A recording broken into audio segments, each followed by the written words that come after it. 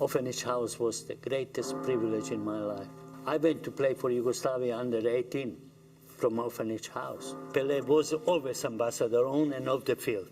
You could not, what he did in Mexico in the World Cup, that's just beyond belief, that header and a save of the century. Then player plays 1,000 games, then he becomes global ambassador. He's a commodity that our game worldwide should be proud of. Having Harry Williams that as a special person representing his race. First Indigenous Australian. 21 years of age. That Harry Williams today is an artist, elite artist, most beautiful human being that you can ever come across. A call came and he said, job is yours, not to waste your time. I want sole selection. He held his cigar. He said, job is yours. When that national anthem was played, you could not be without tear. You know what Martin Luther said? I have a dream.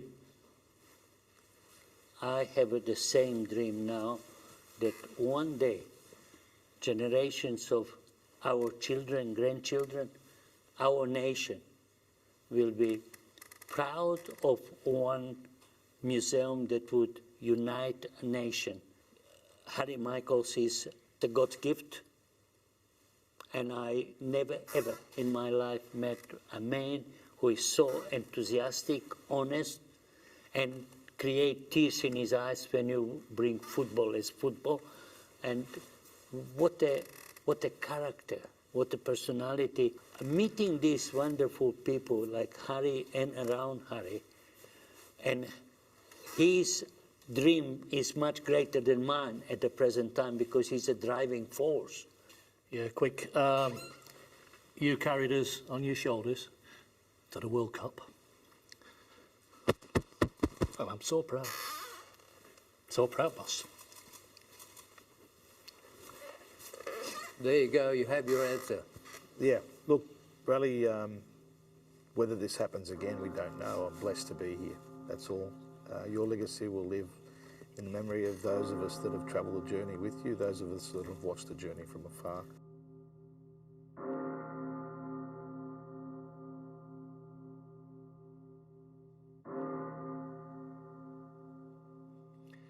Zvonimir Rale Rasic, OAM, born 1935 and died this month, June, in 2023. He always said, Rale, throughout the years, there can be only one first. And he, of course, was referring to the fact that he took the first Australian football side to the World Cup in 1974. And I remember as a child how much we enjoyed it. It was immense. What an inspiration and what wonderful admiration the Australian population had for Rale Rasic. Welcome, ladies and gentlemen, mums, dads, boys and girls, wherever you might be around the globe. We're broadcasting through Facebook and YouTube across the planet, and we thank you for that. It's morning in London. We've got a couple of people who are watching, including some wonderful supporters of Australian football. Angelos Frangopoulos, I know, listening, one of the managers that run the fabulous radio programs over there in London, and he's doing such a great job. Thank you, Angelos, for tuning in to us here in Sydney, Australia.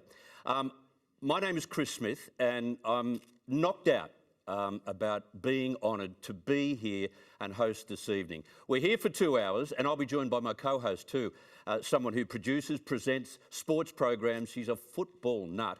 Her name is Sam Yerman. Sam, thank you very much for being here. I'm happy to be here. It's going to be a great show. It will, certainly will be. She'll be very busy, so we'll get to her in just a second, and she's with our audience as well.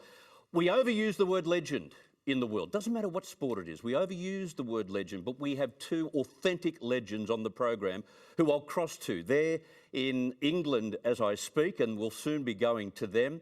A fellow by the name of Peter Reid, Manchester City and Everton superstar. A fellow who got rings rung around him by Madonna, but we'll hear about that.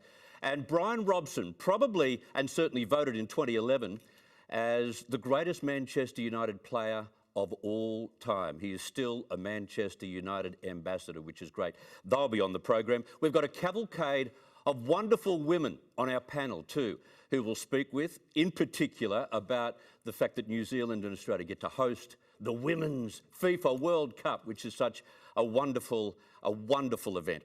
It certainly will be, especially if we cater for the world the way we did in 2000 for the Sydney Olympics. So we'll get to those women as well. But I do want to, just while we are paying some tribute to Rale Rasic, and we should, he's only passed away earlier this month, but I do have his wife, his widow, with us right now. And just on behalf, Deborah, thank you very much for being here.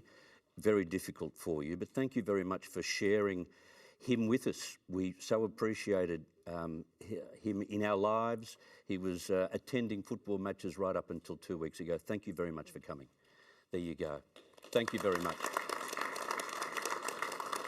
Sam, you're going to have a busy night, as I said. We've got an awesome crowd here. I've got a few people that I'm going to go ask some questions. I know Hugo behind me was having a brainstorm for one of our guests. And Chris, we've got the World Cup next month. I know who I'm going for. Has to be the Matildas. Come on, the Matildas! Yeah. They're ready to jump out of their seat, which is great. And it is an exciting time. It's a wonderfully exciting time for the region to host a FIFA Women's World Cup. We'll talk about that very, very shortly. The three women on our panel this evening, I'd like to introduce them to you. We've got Kim Coates on our first chair. Matilda number 5. What an awesome legacy. What an awesome thing to be able to tell people at a dinner table. I'm Matilda number 5. Of course, featuring in the official inaugural 1979 squad. She was also coached by Rale, which we'll talk to her about, when he went to St George in 1975, directly after the World Cup. In our centre seat, Benita Mercedes, prolific author, publisher, sports administrator, of course, as well. One of the great contributors to our game.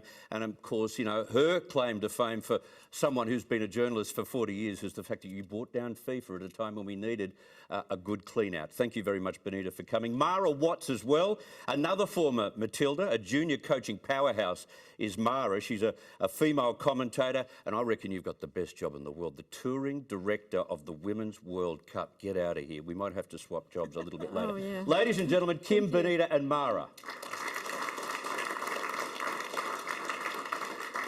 One of the factual aspects of the life of Rale Rasic is that he also contributed to the Matildas being born. And Kim, you know more about that than anyone in this room. Tell us a little bit about how he drove for Australia to adopt the Matildas and a women's side. Yes, it was back in, after the 74 Socceroos win, the 74 national championships were held for the women's soccer. During that period of time, Rale was also identified and nominated as the technical advisor for us.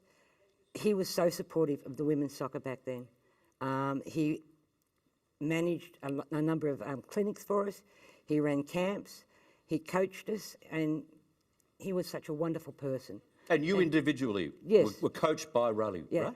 I went to his camps, I went to his coaching clinics, and I never forget what he's taught me about the game of football as well. But he was always a very, very strong supporter of the women's game. And we can only ever be thankful for that. The Matildas today can only be thankful for people like Rale and people like Pat, the O'Connors, and the Dr. Oscar Mate, the people that really started women's football back in the early 70s, mid-70s. They were the pioneers. Benita, I said that Rale said that, you know, there was only one first, and he could claim taking a team into the World Cup, which was extraordinary, but his association with the sport didn't stop there. Not only as an A-League coach and certainly at the top level NSL coach, everyone was connected to Rale in many ways, weren't they?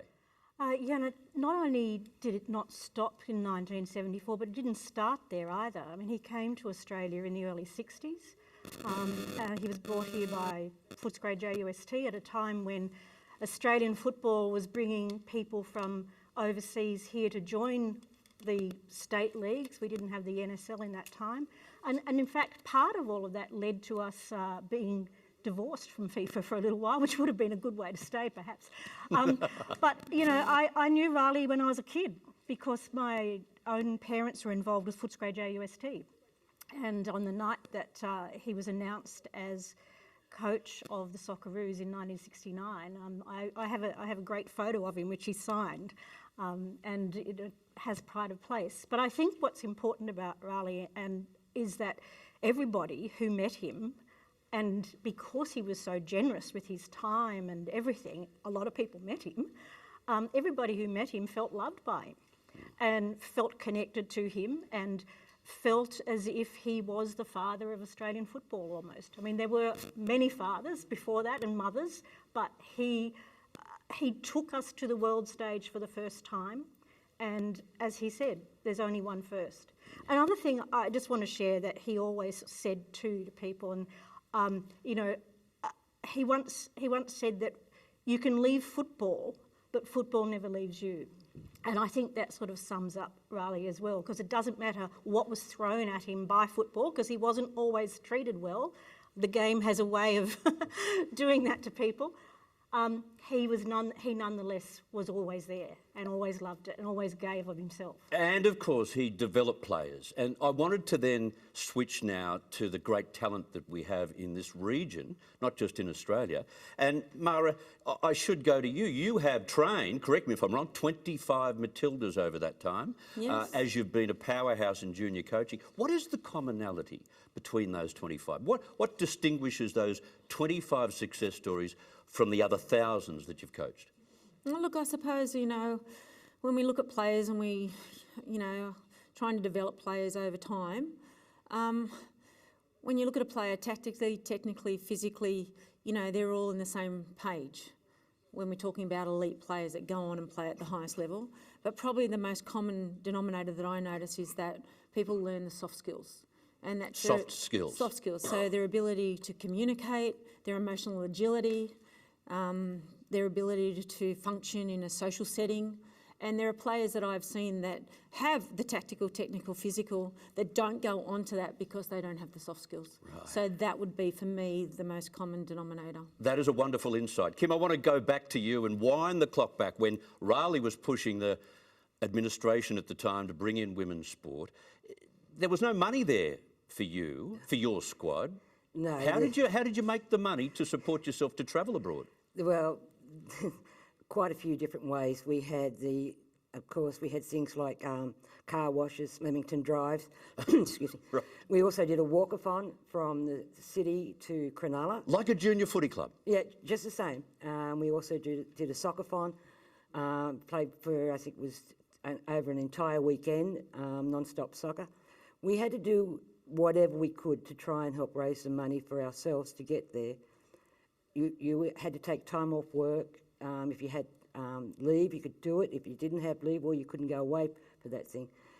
But people like Rale and some of the people that were around, the administrators around in those days, they gave you the belief that you could do it. Mm.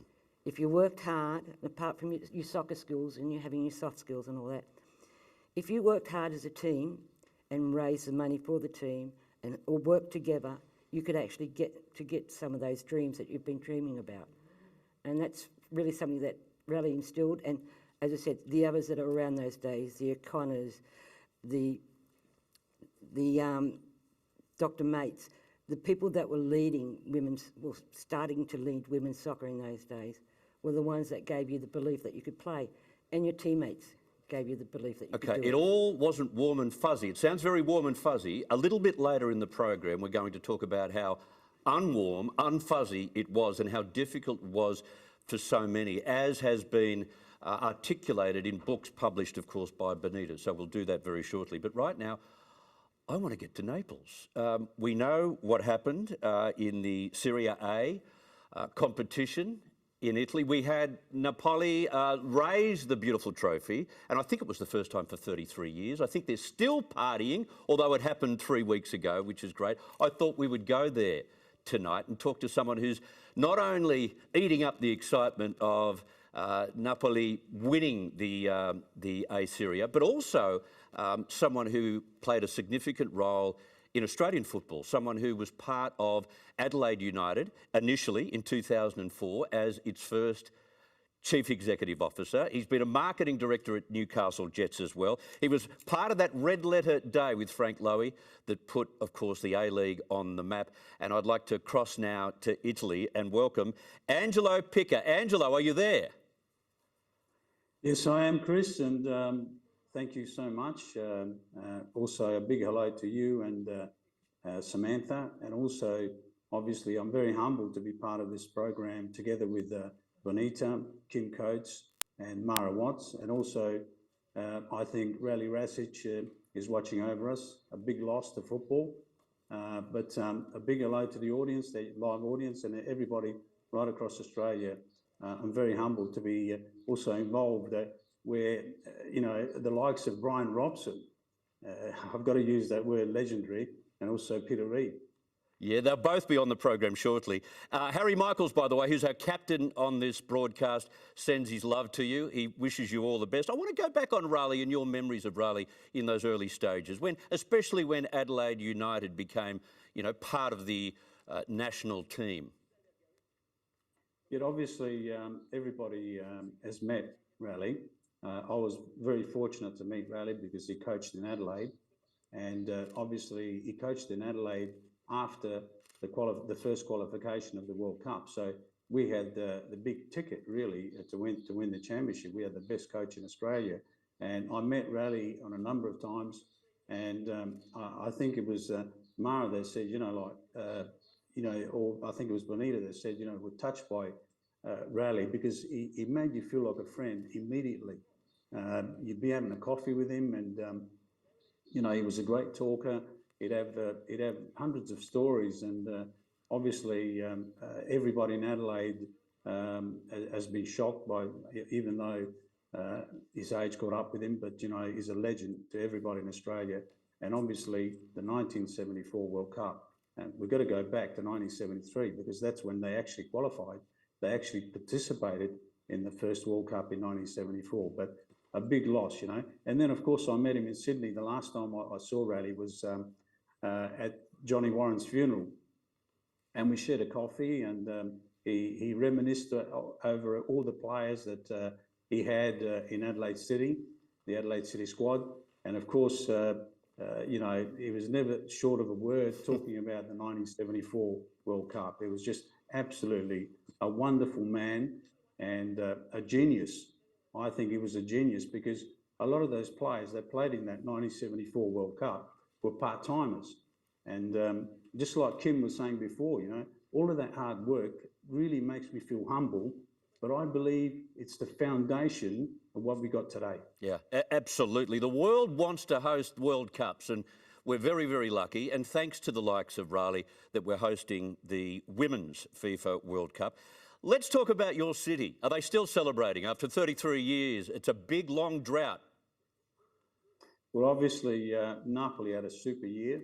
Right, roller coaster, right up at the Serie A. They just played some fantastic, entertaining football, which is what everybody goes to the stadium to watch, Chris. You know, it's they were sort of like scoring one goal, going for the second, for third, fourth, and Arrigo Sacchi, who was the legendary coach of AC Milan during those 1980s, he mentioned that Napoli actually reminded him a replica of AC Milan. Of course, Napoli have never won a Champions League, and AC Milan have got 7. But, you know, they've just been very entertaining, great to watch live, great television. And I think they captured the whole world. Anybody that loves football would have loved what Napoli did this year. I know the Saudis are buying up everything at the moment, but how healthy is the Italian game? I want to ask you that because we're still waiting for you to turn up at the World Cup. Well, absolutely. I think, you know, everybody sort of like has negative thoughts about Australia, which have qualified the last 5 consecutive World Cups, Australia, 6 in all, obviously, including that 1974 World Cup. But I can tell you, with Italy not qualifying the last 2 World Cups, you know, there's, apart from the fact that the fans and everybody's disappointed, it's the amount of money that we've lost. You know, like by not qualifying is just, you know, billions of dollars, billions of euros, billions of dollars, call it what you like. But I've got to say, and we'll talk about that later on, Australia qualifying is a great opportunity to grow the game, develop the game, because, you know, they've got a mass appeal. And of course, the other end is that, you know, like if you don't qualify, well, you lose out on everything. Yeah, exactly. I want to go to Sam in our audience. Stay there, Angelo. Sam, you've got a question for Yep. Angelo, but also you've got a question from the audience as well. Angelo, I hope you've enjoyed your morning espresso. The women's Thank Serie A, you. Thank you. the women's Serie A became professional last year, and Italy actually beat the Matildas last time in the World Cup. How do you see Italian women's football progressing, and where do you see them, going in this World Cup next month? Well, look, let me say that the Matildas played so well in that World Cup. I followed every game. The Italian women's is actually growing rapidly as well. They've got the first professional league, and as we know, women's football has got this massive appeal right throughout the world. And I reckon FIFA have done a tremendous job. They've done a fantastic job to bring women's football to where it is today. In the US, very big. Australia, we've got so many players now playing in England professionally. But as far as the Italian women's, they've taken a step forward, from when they beat the Matildas. Unfortunately, the Matildas lost. But, the Italian women's league is growing so fast. And, the attendances at the games is greater since they played well in that World Cup. And, I think that there's a great future. I definitely agree. And we've also got Adamo in the crowd. His dad is from Naples, and he's got a question for you. Angelo, first of all, I've got to say I'm very jealous of you. You're enjoying that beautiful southern Italian sun. You got your lovely fedora on and wearing this miserable Sydney cold. But you were speaking about the 80s, and it got me reminiscing on those stories of my dad, of the glory years of Napoli, the UEFA Cup with Diego, the Scudetti. Now, looks like they're finally back where they belong. It's party times in the streets of Naples. But then we've got Spalletti leaving. We've got a mass exodus of players now. It looks like they're going to sell the players. What's going on in Napoli at the moment? Well, look, I think it's good media. We all know about journalism. We've got to have something hot off the press and all that sort of thing. But the only loss is Luciano Spalletti. As far as the other players going, like Osimhen or Brother Scalia, or, Lobotka, all of the stars of last year, Anguissa, nobody's moving right now because the president has actually put a big ticker on their names. Like you're talking about 150, 160 million for Osimhen if he has to move. And he wants to stay. I mean, the good news for Napoli is that everybody wants to stay because they want to replicate what happened last year. And obviously, the president has actually given an objective to the new coach, who's Rudy Garcia, who actually took over from Spalletti when Spalletti was in Roma. So if any indication that, we're going to have success the following year, I think, if the group stays together, we'll have a tremendous year. And as I said, the president has given him an objective to win the Champions League. So I don't think many players will leave. Well, that's the big one missing, the one with the big ears. You were speaking about De Laurentiis. Now, they say Italian women are crazy, but De Laurentiis he seems impossible to get along with. Every time they get a manager there, they don't last very long. You being in Naples, have you had any experiences with him or what have you heard about him? Because, look, end of the day, he is the man that cashes the checks. He is a fantastic entrepreneur. We've never been in the red. He's been there 20 years and he's brought Napoli from Serie C to B to A 3 consecutive years. And also, we've never been out of Europe. We've played either Europa Liga or Champions League. So the success is there for everybody to see. He's a great guy. I mean, I met him a couple of times when I was over there as part of the sponsors guest. And he is a lovely man. But when it comes to business, he's very hard. And, you really can't blame him because right now, football right around the world is always short of dollars. We've got the great big teams, participating in the Champions League. But, because the players cost so much, like Ronaldo at Juventus, 100 million plus 30 million a year. So I think De Laurentiis, going back to your question, it's a very good question. He is a very good businessman. And I think in football, right around the world, you need to have a mix of sport and business. And it's a big business now. Obviously, we've had the COVID, and I couldn't believe some of the players after 2020 getting sold to Real Madrid and Manchester City and Man United and, the big teams, Bayern Munich. Where does the money come from? Football is never short of money, but it also, lacks some money at times, and you've got to be very careful.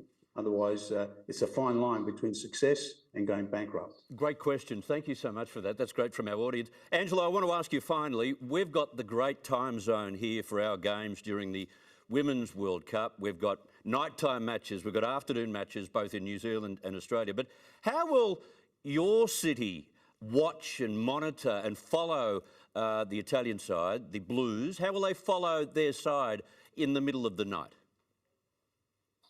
Well, it's very tough, but you always get people watching. You know, the real fans, the people that really love the game, like we all do. You know, it's not a problem at all. I mean, I know when I was back in Australia, I'd get up at 3, 4 in the morning to watch Manchester United, AC Milan, the Champions League. So I think a television audience is never lacking, and I think FIFA will tell you that because they generate millions and billions and billions of dollars through television. And I think the time slots, I don't think it's a problem at all. And some late night restaurants and bars, I'd imagine too.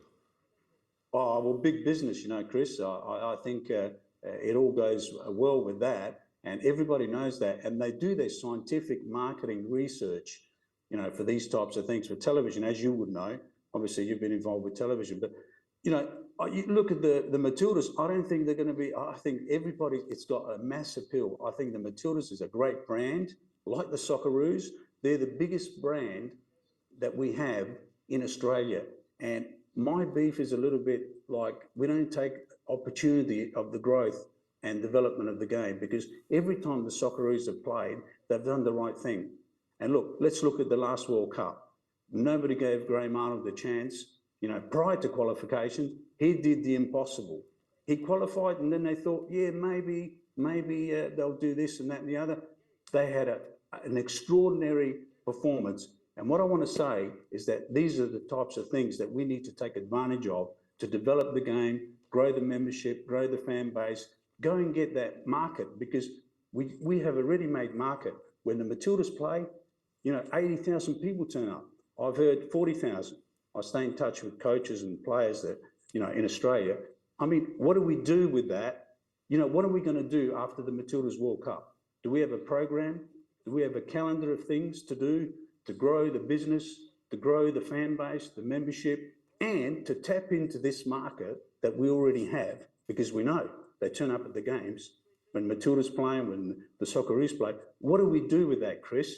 Do we actually tap into that market and want to bring it to the A-League, to the NPL? You know, as a marketing person, as a marketing passionate, I believe this is where we need to work a little bit better. Yep. May God bless all of those people that work, all of those volunteers that, you know, like work around the game. Right now with the Matildas, I'm sure there is an exodus, you know, so many people involved with this World Cup. May God bless them. But let's get ready for the post-World Cup. Yeah, let's use the opportunity. Well said. Angelo Picker, I'll let you go to sleep. Thank you so much for your time. Thank you so much. Great to be on the show. Good on you. Thank you. Bye. Angelo Picker, fantastic, from Italy, from Naples. And of course, they're still celebrating, no doubt, after winning the Serie A for the first time in 33 years. I want to go back to our panel, if I may. Benita, I mentioned that to Kim there that we had to have walkathons, we have to have car washes and all that kind of stuff in the beginning. But it also has been a tough time, even in latter decades, for some women, and the way they're treated by some fans and also by men in the game. Yep. And before I get right into that question, I want to pick up on something Angelo said, where I totally disagree with him, where he said it's thanks to FIFA that women's football is doing so well. No, it's not thanks to FIFA. You've only got to talk to someone like Kim and the other 1975ers and all the women who have played women's football over the years, up until relatively recently. It's been really, really tough. Let's not forget that to this day, FIFA is still resisting having a television deal for some of the countries to watch this World Cup. It's 2023. You can't be what you can't see. So don't tell me that FIFA's done all of this. What has fundamentally driven the growth of women's football is something called Title IX in the United States of America. Because what that meant was that every woman or every girl who played sport had to have equal money spent on her as a child as every boy. It's one of the best things that the United States has done, and that's why you get so many great women's sports people in America who are also well educated, because it goes right through to their college and university system. Because America has really adopted soccer, as they call it, that has then caught on for the rest of the world culturally. And that's what's driven the growth. Then, otherwise we wouldn't have stories in 1975. Let's not forget, in 1975 was the International Year of Women, United Nations International Year of the Women, yet our women had to go on lantern drives and walkathons and go into pubs and throw a bucket around to try and get some money. Even as far back as 1995, 1999, the Matildas were still paying for a lot of their own costs. Yeah.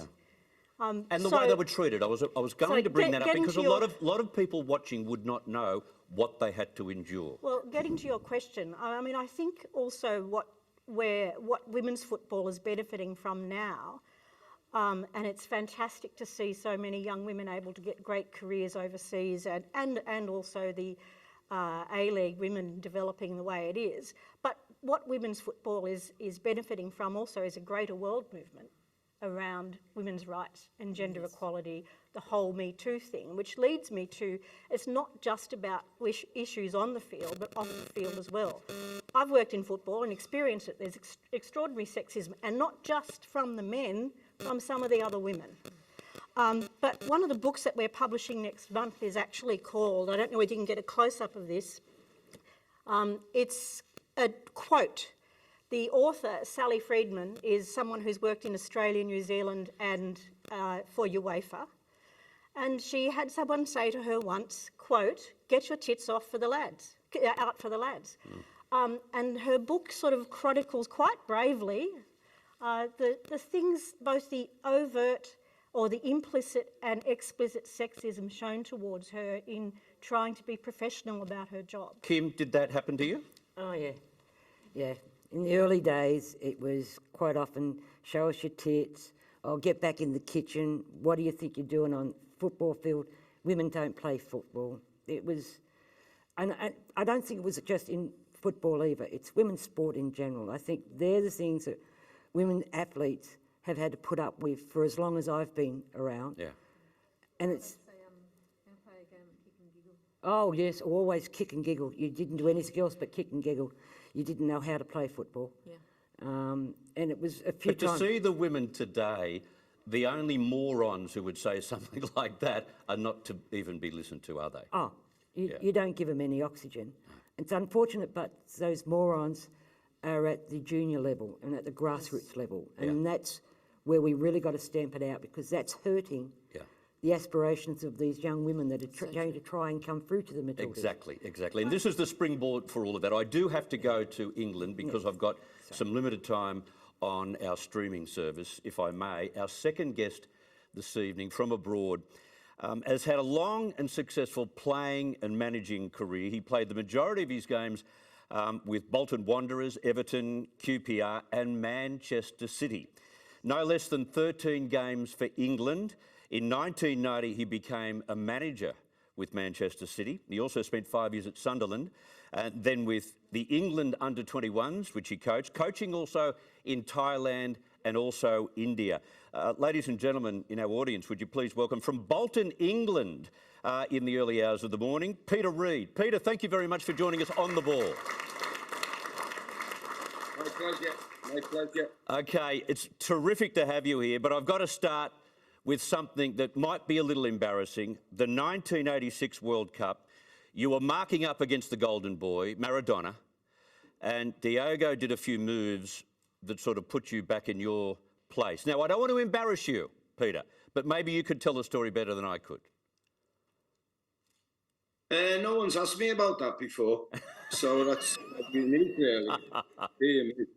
And he was just a top player, as we all know, and it was a wee bit, without making excuses, it was a wee bit hot for us English lads over in Mexico City in '86, but we just come up against a player on his day.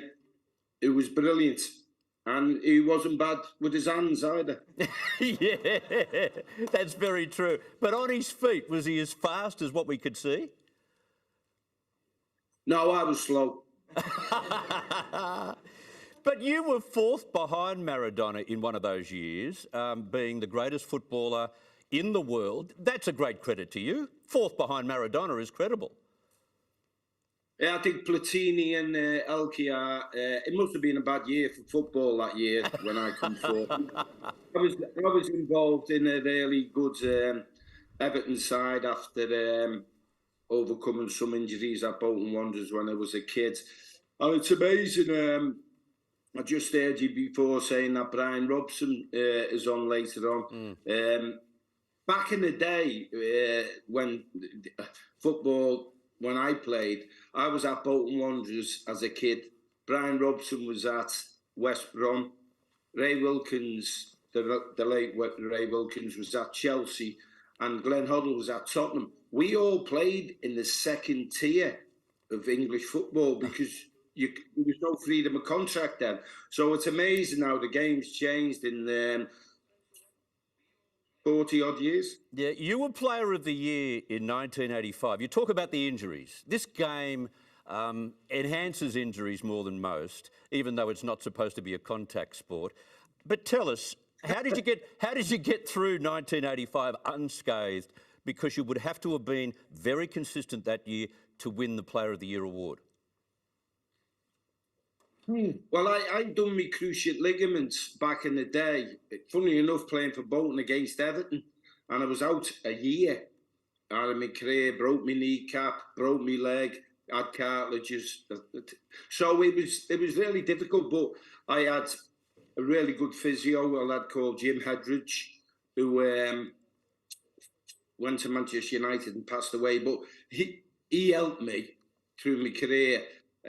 He learnt me how to work in the gymnasium, and it was fantastic. So from a kid who was at Highton Boys, which is just outside Liverpool, funny enough, a lad called Frank Pimlett went over to Australia and had a great career, and he was my midfield partner. So if Frank's watching, how are you doing, mate? Geez, you're one of the only Englishmen that can say mate in the right tone. Well done. You're also a great advertisement, Peter Reid, a great advertisement for the promotion and relegation system, because you played in sides that were promoted. That must have been a great feeling in itself. Oh yeah, listen, when you play football, you're blessed. I mean, I was dead lucky as a kid, the council house lad. You know, kicking the ball in the streets. I played for my country. I won things. But, you know, football's, for me, I like my cricket, but football's the greatest sport in the world. And to win things, to win promotions, to win trophies, to play for your country, let me tell you, it doesn't get any better than that. And I know the lads now get a right few quid, but if I could turn the clock back and play a game of footy again, to the ultimate, I'd love it. You must have witnessed, though, so many heartbreaking losses to the English side. We know all about them. We won't have to go through page for page, but what was the common thread through all of those choking incidents that the English side went through, do you think? Was it just once they started choking, they thought about not winning a game, or did it just compound on itself? How did all of those games play out the way they did? Listen, you play against teams that are good. You know, it's not choking. I mean, when Italy beat us in the European nations, they were the better side on the day. It's not choking. Sometimes you got to hold your hand up and say, hey, listen, we got beat by a better side. In 1966, we won it. We won the World Cup. And every team since then has tried. Brian Robson played in numerous games, but we found a team that was better on the day. That happens in football. That happens in sport. Yeah. You've just got to keep going and try and win it. I want to talk about managing a team. We've now got our own Ange Postecoglou starting at Tottenham in 6 days' time. It is really the big league for an Australian coach for the very first time in our game. This is the first to do it. Is he punching above his weight? How would he go? Listen, when he come to he got the job at Celtic, and you know, it's Celtic and predominantly Rangers up in Scotland. But I think in the manner that I've seen his team play, I think he'd be a success at Tottenham.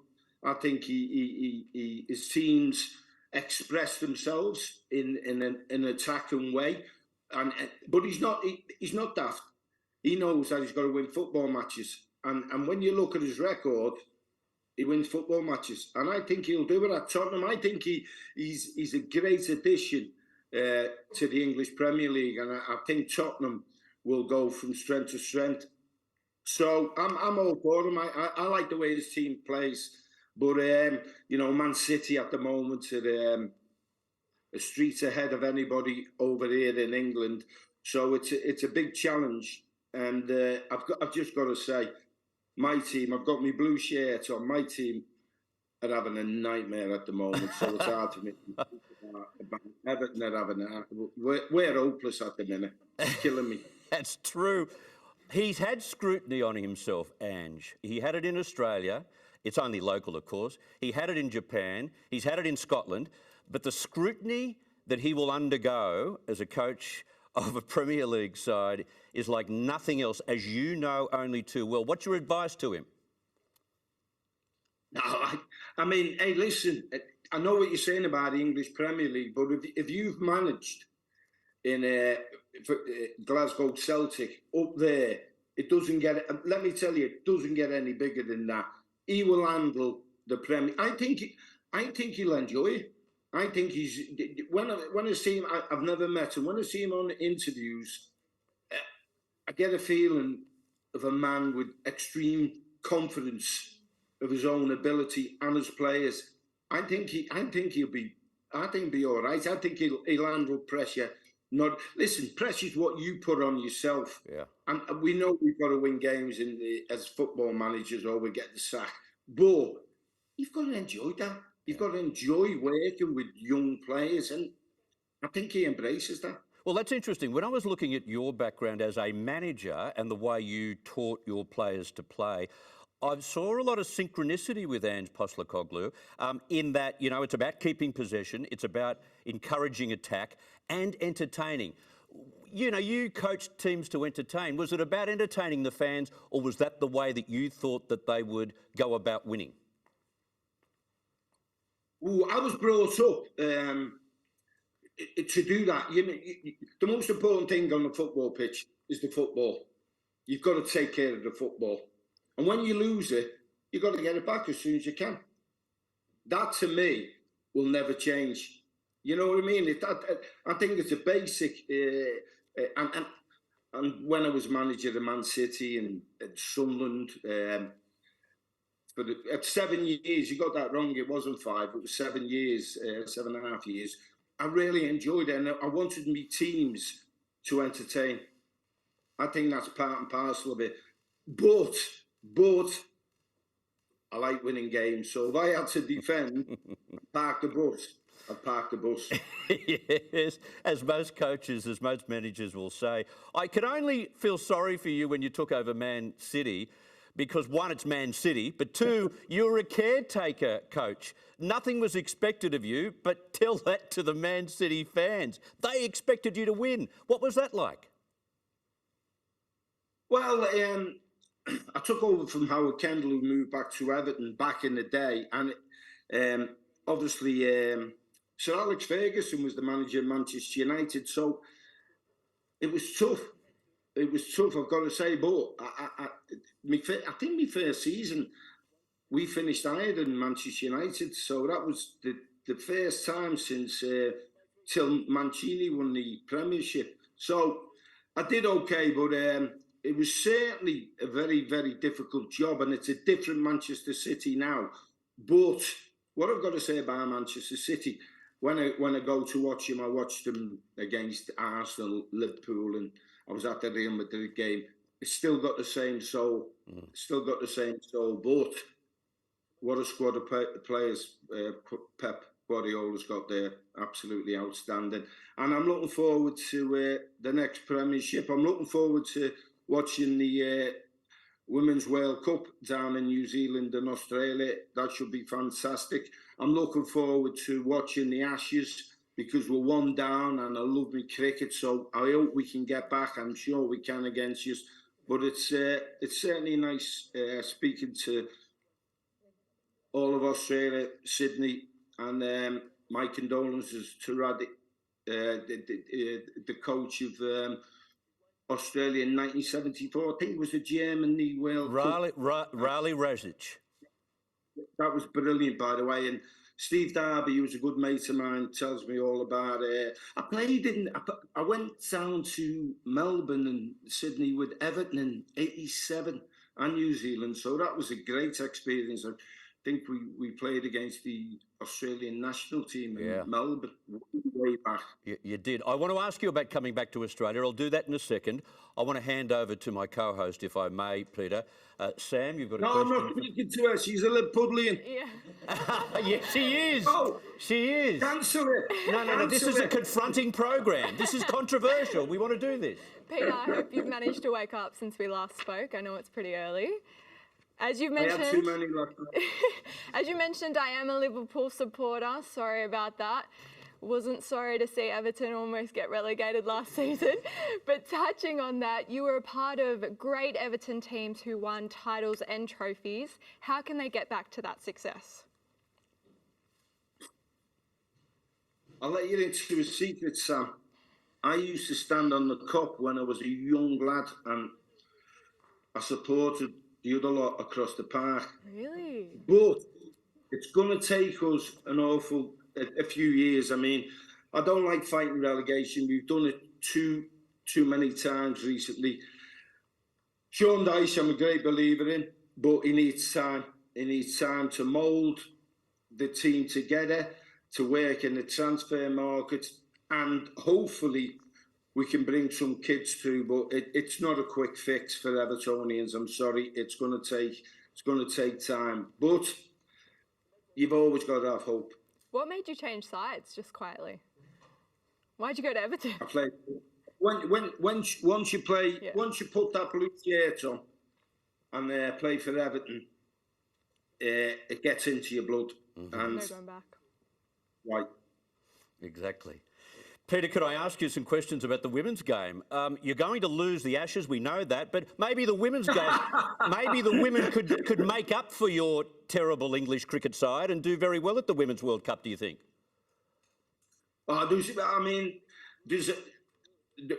Listen, if you read into the history of the women's game in England, it was massive, in the early 1920s, 1930s, massive crowds. And it's just got back again because of the success in the Europeans. I mean, we're getting full houses now to watch the ladies play, and it's fantastic. And there's a big confidence about us going down there and doing really, really well. You can't say you're going to win it, but I think the ladies, the English ladies, they're one of the favourites. And there's a real big groundswell now about ladies football, and it's fantastic to see. So I've done some calculations. You're in Group D, we're in Group B. So if we come second in Group B, we play England if you emerge from Group D the way I think you're going to emerge from Group D. You've done that mathematics as well, have you? I just had a look at it, and I think Ireland are in your group as well, and I've got a bit of Irish blood in me, like all Scousers have. So it's going to be tough, but it would be really interesting. Hey, listen, when England play Australia in anything, it's a massive one, isn't it? It's absolutely massive one. So I really look forward to that. Let me digress and turn this into a cricket show just for 1 minute. What the hell happened to Bazball? Listen, I think we're getting full houses watching cricket. But you lost. Cricket, listen, but he declared, tried to get a couple of wickets. It's entertaining, and by the way, I think we'll do it in the long run. There's 4 more tests to go. 4 more tests to go. I won't be at Lord's. I'll be at Old Trafford, the Oval, and I'm really looking forward to it. Australia, a magnificent team, but we're out there and we're fighting. Oh, that pitch was awful. But anyway. Bazball's great. Bazball's great. A flag waver for Bazball. Let's go back to what we're here for. Is it true that you're still helping Plymouth? You're still helping in terms of their players? No. I mean, that was they were in a financial, a dire financial situation.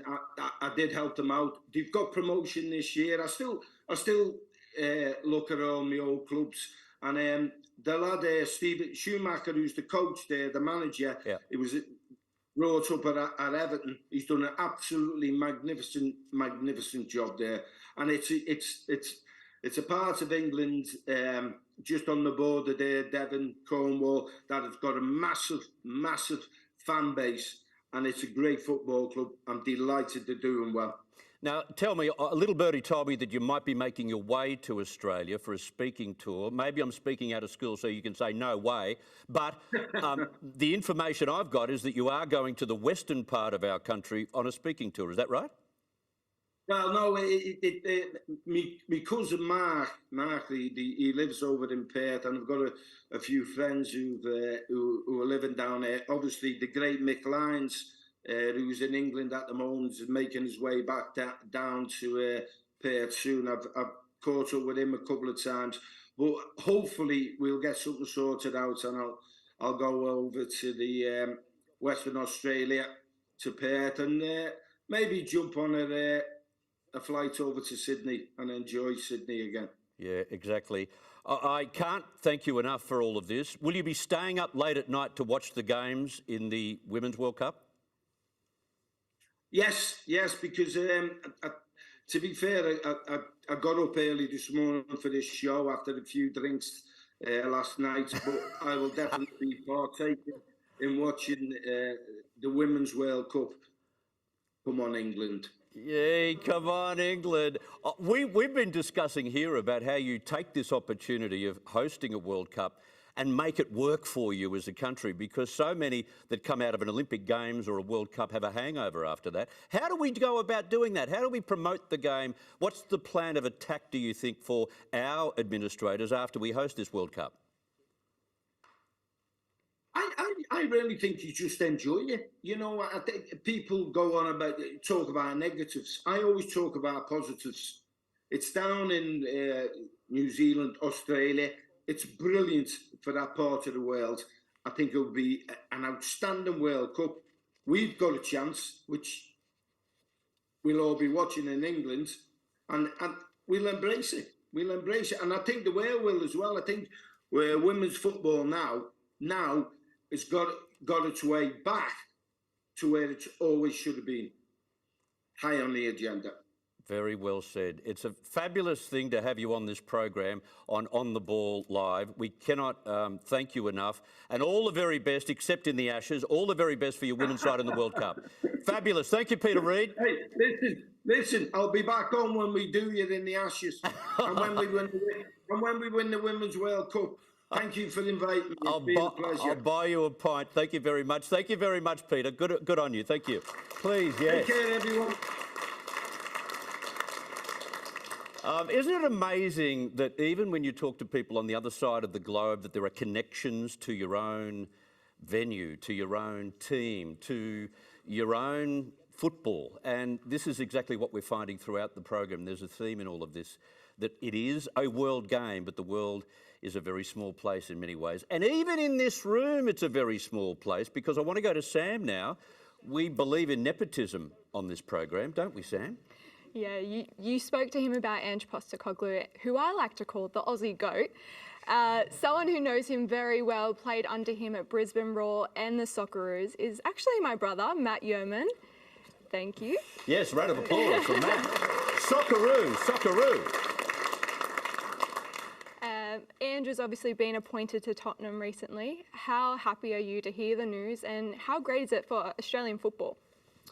Yeah, I think, for me, I feel like I'm pretty lucky to have played under Ange a few times with Brisbane and also young Socceroos and Socceroos. So a few times, and for me it was really awesome to see him just construct his teams how he did and have the success that he has, and yeah, for me, I mean, I'm a Liverpool fan, but I can see Spurs winning in the next 2-3 years. I don't know why, but I just got this belief about him, and you know, seeing close up what he does, and yeah, for me, I feel like, you know, he's going to do something special there, and you know, I think that's going to be great for Australian football in general. I think we'll all be cheering on Tottenham, and something a lot of people don't know is the opportunity Ange gave you before the World Cup. Tell everyone about that. How special was that? Yeah, it was very special to me. You know, obviously, I was playing Korea around that time. The Socceroos didn't qualify directly, which indirectly helped me have a chance. And yeah, he gave me my shot to come in. And you know, you don't really speak to Ange too much. It's true what they say. You know, he keeps his distance from his players, but. Yeah, for me, you know, I had one conversation with him, and he sort of said to me, you know, at training, you know, you can play in the friendly games, get caught up for the friendly games, but you know, you get caught up for these games, and these are the ones that matter, and you sort of show that you deserve to be if you do well, you know. So yeah, for me, it was you know, it was an interesting conversation. I remember it very you know, till today, I still remember that conversation, and yeah, we qualified, and not long after he was off to Japan, so we didn't get to have that you know, the World Cup with him, but yeah, for me, I still you know, have great memories with him, and you know, I wish him all the best. And Matt actually signed with MacArthur in the A-League yesterday. Chris was going to mention something. I was going to say, you're playing for MacArthur. We know that MacArthur didn't do too well in that last season. Like, who signs with the bottom dwellers unless something pulls you over there, like a big wad of money, or was it the coach? Yeah, no, obviously Emilio's got a, you know, I've worked with him actually in the Socceroos. He was a bit of a mentor back then, but yeah, obviously had a great career as well, and you know, I'm excited to be working with him, and yeah, I think the team's actually got a great squad on paper, so you know, hopefully we can turn around where they came this year, and you know, hopefully win something in the season coming, and you know, they're also in Asia as well, so that's something to look forward to for a new club like them. Traffic's a little bit worse in Sydney than it is in Newcastle. Are you ready for that? Yeah, just a bit, yeah. But I'm from here, so that's all right. Matt, thank you very much for coming tonight. Appreciate it. There you go. A little bit of nepotism. Also a former Socceroo, which is great. We're going to get to Brian Robson in just a second. I want to go to you, if I may, Mara. You know, you talk about Peter Reid and the way he gives his players the freedom to express themselves, and he believes in entertaining and the fact that they attack until it's time to defend. Of course. What are your thoughts on the way the game is developing in Australia, the men's game and the women's game? We're starting to get a reputation for the attacking football we play, aren't we? I think things have changed. I think we've gone through, with coach education, ebbs and flows, let's say, where we've gone from playing out from the back and being caught in with a high press. That has now changed, and we're starting to attack, which is fantastic to see. And we've certainly got some speed up front now, which we probably haven't done in the men's game and the women's game in the past, with Viduka, for example, who was very traditional forward, just holding the ball up. Yep. Look, I think we're in a position where we've got some speed up front, which we haven't had in the past with our women's teams. I mean, Katie Gill has scored, 43 goals for Australia. But she certainly didn't have the speed, and she was a traditional forward, sitting up front and holding the ball up and getting herself in good positions. But we've got more speed now with Sam Kerr and with Caitlin Ford, of course, and yeah, so it's fantastic. Yeah, absolutely. I thought I'd bring you in on that because that's what the fans want to see. That's why this World Cup will be so good. Absolutely. We don't win games on possession. Yeah. We win games by scoring goals, and the statistics show that most goals are scored within 3 to 4 passes, not 50 passes before we score goals. I'll come back to you ladies to talk a little bit further about what we can expect on the pitch during this Women's World Cup a little bit later in the show. But we've got a special guest. Let's add special on special, maybe cubed. He is a living legend of the world game in so many ways. An Englishman with an extraordinary highlights reel. When you do a little bit of research on this fellow and you start to look at the highlights reel, you see him being mobbed on multiple occasions, and there aren't many players around the world in that era in particular who could say that they were mobbed as much as he was. He is the longest serving captain in Manchester United's history. He won 2 Premier League medals, 3 FA Cups, 1 Football League Cup, 2 FA Charity Shields and a European Winners' Cup. Can I just say, for you younger viewers who don't know much about my special guest, think about how that would translate with the team out of England today. In August 2011, he was voted as the greatest ever Manchester United player in a poll of the club's former players, which is quite something. 90 caps for his country, 90, 65 as captain, and 26 goals in that mix as well. He's got an extensive record as a manager. I won't go into that. There's not enough time. Let's grab him right now. From his home in Manchester, where else? Captain Marvel, welcome to On the Ball. Brian Robson, come in. Thank you very much. Good evening, everybody. Really nice to be on the show. Looking forward to, you know, the next 45 minutes, 1 hour. I'm thinking tonight quite often when we talk about the health of the game worldwide and the health of the game in Australia, I'm thinking about 9-year-old, 8-year-old, 7-year-old children who play the game. And I remember when the World Cup was won by England, you were 9 years of age. Do you still remember that period, and do you remember the impact that England's victory had on the country? Well, what I can say is the impact it had on me, because Bobby Moore, Bobby Charlton, when I saw them play in that game, it was just amazing. And then when I look back at the game years later, I mean, Bobby Moore was absolutely outstanding in that game. But Bobby Charlton, obviously, me joining Manchester United, he had a big impact on me as well, as a person and as a player, because they were both just terrific players. And you know, England are a really good team at this moment of time, but you know, you've got to go back to that and that year. And when we won the World Cup, I mean, everybody wants to win the World Cup, but it was just an amazing time for everybody in England in '66. But Brian, did that victory set up your own dreams? Yeah, I had dreams of trying to win the World Cup. The closest I got, but I got injured in the second game, was in 1990, when we were probably the best team I'd played for at that time. Got injured. We got beat off the Germans in the semi-final on a penalty shootout.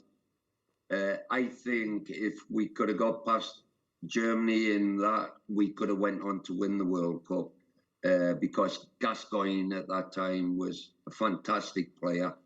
And we had a really good team at that time. So that was our best opportunity to win the World Cup again. I do believe that this set of players that we've got now, I think we could go on in the next World Cup and get really close to winning it again. I get a feeling, the way you describe your moments in the World Cup in that year, that there's a sense of bitterness, a sense of hurt from that time, that experience? I know that, yeah, you know, for me, in 1982, when I scored the quickest goal in World Cup history at that time, we were a good team then. The format of the competition, we didn't get beat in 5 games, but we got knocked out of the World Cup. But then in '86, I dislocated my shoulder in the second game. So that was me finished in the World Cup again. So then in 1990, we just won the FA Cup final. And I went into that competition feeling really fit and good in myself. And I saw the team around me and I thought, wow, we've got a great chance of winning the World Cup this year. So to snap my Achilles tendon in the second game, that was the most devastating part of my career. You know, and everything I look back on, like, it was just so lucky to have the career that I had. But I've got to say that that was the most disappointing time of my career when I snapped my Achilles, and that took me out to the World Cup again. You can't speak with Brian Robson, OBE, without talking about the quickest goal of all time. 27 seconds, it turned out to be the fourth quickest. You were God at that point. To score in a World Cup game after 27 seconds, you jumped into the arms of Terry Butcher, but you also jumped into the hearts and minds of every English person watching. What a moment. How do you ever describe that years on? No, well, it was amazing how that came round, because on the other side of the pitch, we were taking long throw-ins from Mick Mills, who was captain at the time, and Terry Butcher and Paul Mariner had to flick the ball on, and I had to get on the end of, the flick on if they won the header. And so as we were walking off the training pitch when we'd been practicing, Stevie Coppell was sitting with Ray Wilkins and they were having a drink, and Stevie Coppell went, Don Howe, who was the coach at the time, he went, Don, I can throw it as far as Mick, And anyway, Stevie Coppell just got the ball and he went, well, threw the ball right into the 6-yard box. And we went, yeah, okay, we don't need to practice. We know what we're doing. Paul and Terry, you try and flick it on, and Brian, you get on the second ball. And that's how that came about. So we didn't even practice it. We just said, yeah, that's what we're going to do. And so it was amazing at that time, because it wasn't just about scoring the quickest goal. I got another goal. We beat France 3-1, who were one of the favourites to win the competition that year. So we did that. And then I got a phone call at 2 o'clock that morning that my wife had had my second daughter. And so for me, I always say I scored a hat-trick that day. Yes, but your fast goal probably pushed her into labour, did it not? Denise said she thought it had a big factor in that. And then I've got to tell everybody over there. So that daughter married an Aussie boy from Adelaide, and she lives in Adelaide now. Oh. So I saw her 15 years ago. Wow. Another connection from the other side of the world. Take us back to when you were an apprentice. What was it, £5 a week? That's a lot of money. Yeah, I mean, when we said £5 a week, and then the next year it was £8 a week, but they did actually pay about £30 for your lodging. So I stayed with a family. The club paid for that, so they give you a breakfast and evening meal, and then when you were in training, you'd get your food at the training ground. So that's the way it worked in those days. And when we talk about the money that the players earn in today's game, I've no problem with that, because if people want to watch TV and the Sky money and all that sort of thing, good luck to the players. If they're entertaining people and you're enjoying what you're watching, then good luck to them. Let me talk about money. Let me talk about the money that's being spent now by Saudi countries. The Arabs seem to be infatuated not just with golf, but also with football. We're talking billions. And we're talking billions on the likes of Ronaldo and Messi. We're talking money for football clubs, as we know. Does that sit okay with you, that now the power is shifting and the influence is starting to shift to another continent? Look, you can't change it, and it is the way it is. People who I've always had to work really hard to earn a living and live your life. It's hard to understand And I always think, you know, with the NHS now, that type of thing, and what they get paid, and they're saving people's lives. So then to go to a sportsman and they get paid what they get paid, you look at it and you go, is that really fair? But you can't change that. That's the way life is. You know, but sometimes I do look, and look, I was really lucky to be a footballer. That's what I wanted to do. That's where I wanted to earn my living. And I was fortunate enough to achieve that. So you do look back though, and you go, how fortunate are you to be able to do what you did? Okay, however, what we've seen them do in golf is to take over the best players, reschedule tournaments that clash with the wonderful traditional tournaments that we're used to, especially through the United States. That could still happen with the influence and power that the Saudi leagues are starting to wield, and we could get to a situation where players have to choose one or the other and choose to go to the Middle East. That could happen down the track. Would you be comfortable with that? Well, I think what happens there is, yeah, you know, you have your own principles and you stick by your principles. Now, you know, some people will just stay with a club or with a tradition, and they will do that. Other people will just go for money. And I think that's always going to be the same in life, that certain people, you know, if the money's there, you'll go for the money, and principles go out of the window. You're not going to change that.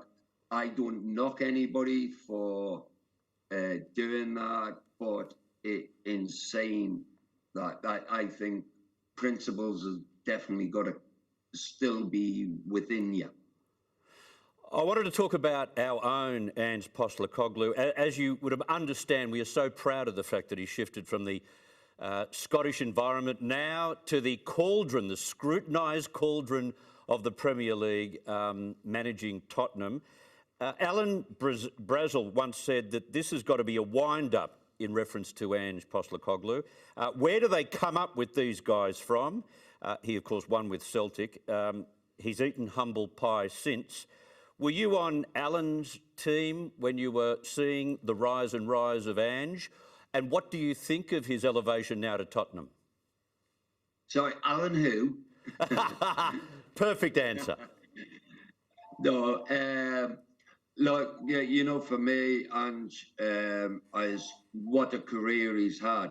When you look, Brisbane, Melbourne, then the Aussie team, really successful. Then going to Japan, going to Scotland. You've got to say his record is very, very good. If you ever speak to a few players who have played under him, they all have a good respect for him and what he's achieved. I think they like his man management style. So he's probably, you know, from where he's come from and where he's gone through, and really brave. I think now he maybe deserves a chance with a top team like Tottenham, one of the biggest clubs in Europe. It'll be really interesting to see what he does. I mean, as far as I'm concerned, I hope he does hopeless, because I want to see Man United at the top, not Tottenham. However, how do you think he will go? I think he'll do, from the people I've spoke to in the game who know the guy. I've never met him, but they say, you know, he's got a lot of respect from the players, and I think he'll do really well for Tottenham. You know, but that's even just going off people who support Celtic, and I've spoke to. They say that the lads up there really liked him. I want to hand you over to Sam Yerman, my co-host, if I may. Brian Robson. Sam? Brian, we've got Mark in the crowd who actually, apparently you know him. He's got a question for you. He wouldn't tell the audience what it was, so it's a surprise. Morning, Brian. Pleased to see you. Morning, Mark. Evening, Mark. Yeah, evening. I'd just like to go back to the beginning of the season. Like, we were written off as Manchester United, and we've had a great season in my eyes and all Manchester United fans. We've got Eric Ten Hag now, and we've got a great group of players there. We've got more players coming in, I believe. We're looking at these new owners coming in, which is going to be massive as regards with the money, what's going to go into the club.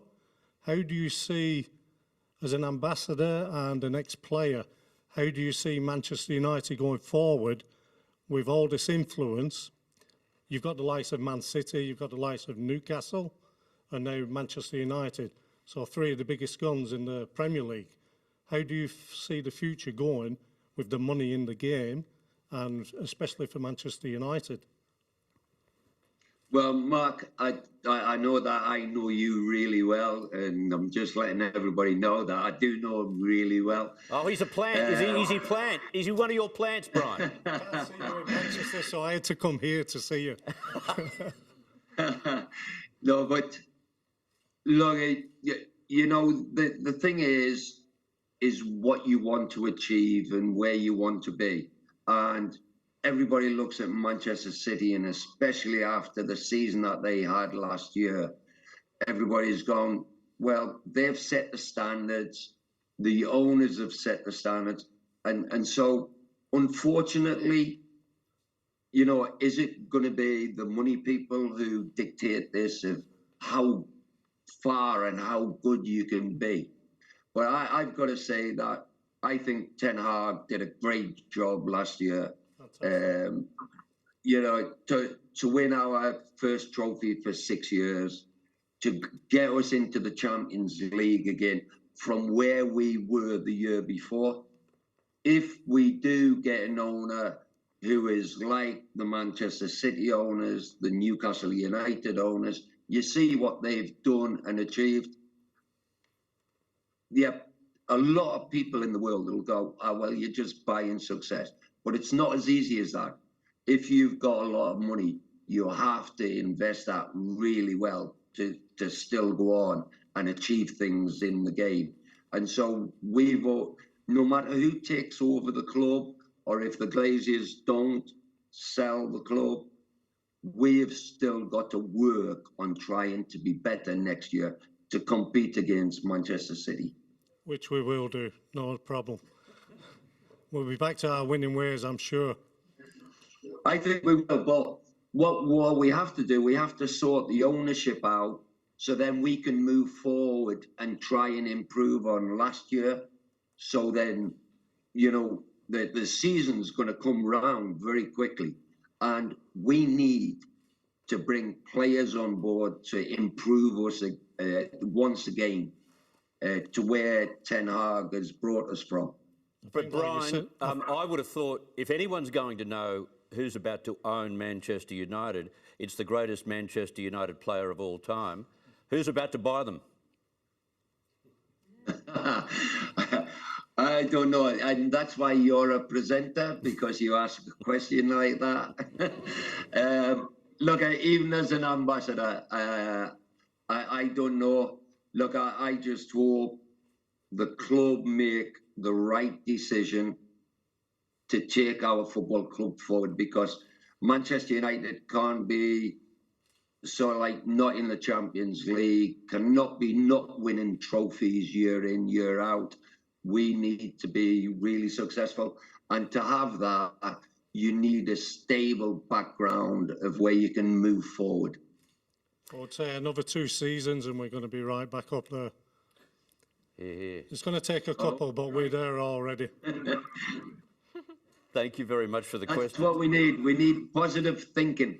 Positive thinking. Always, Brian. You've just mentioned positive thinking. That instantly tells me a lot about what I've read about you when you were playing. And is it true that the writers, the English writers, got this right? That when you were going through your playing days, you were low in confidence? How does the greatest player for Manchester United ever be low on confidence and get through that? No, those reporters were rubbish.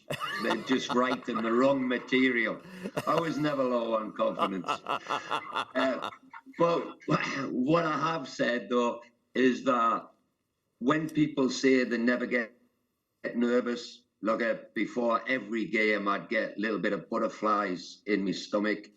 But as soon as that whistle went and the game kicks off, now all those nerves go out your body and you just concentrate on the game. And I wasn't nervous like that. And the reason why I know, Chris, that I wasn't nervous is because I could sleep for fun. I mean, before a game, I could sleep 10, 12 hours before every game, no matter how important it was. Wow. I also want to ask you about what we're going to experience in July and August. We're very, very excited. We're thrilled about what's going to unravel, what's going to excite us on the pitch with the Women's World Cup. Will you be watching? Have you been watching the women's game closely? Yeah, I do. Since, the game came around and then, the Premiership clubs all took women on board. But then, obviously, the success of England, in the Euros, it's just multitude and multitude. Yeah, as far as the ladies' game is concerned. I know that Australia have got the World Cup coming up in July. I know Australia, they're unbelievable with the sport, love the sport. And the cricket teams and all that, the rugby, everybody's really strong down there. And so it'll be great for the country, the impact that a World Cup has, everything. And I know that the USA, England are pretty good at this moment of time with the ladies' teams. But I never write off Australia when it comes to sport, because I know how passionate everybody is down there, as far as the sport is concerned. So I'm sure it'll be a great success. Yeah, I wonder the impact it will have on young kids. We go back to that first question, one of those first questions I asked you. When you were 9 years of age, you watched England, you watched Bobby Charlton win the World Cup for England and the impact it had on you personally. What impact do you think this could have on kids playing the game now or kids who are considering playing the game?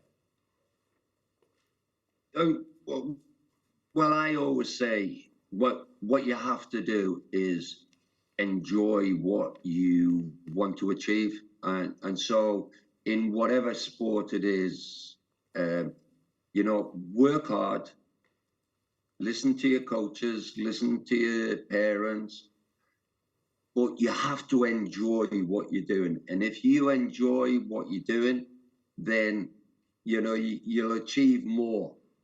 And that's what I say. Practice, whether you're by yourself, you can practice, all that type of thing is really important. But for the country, it's like I'm saying, Australia with cricket, with rugby, they've always been right up there as probably the best. And that's why you respect them for that. Football, they've nearly achieved with the men's team. I mean, getting to World Cup finals and getting to quarterfinals, they've achieved that. So it's that next step, and that's what people have always got to believe in, going that next step.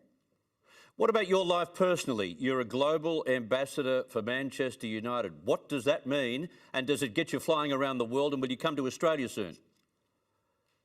Well, I was in Australia last year, but honestly, your weather is getting worse. Our weather in England is getting better, and your weather is getting worse. You don't make a very good weather presenter. No, so yeah, last year we came down and we played a few games, you know, in Perth and Melbourne.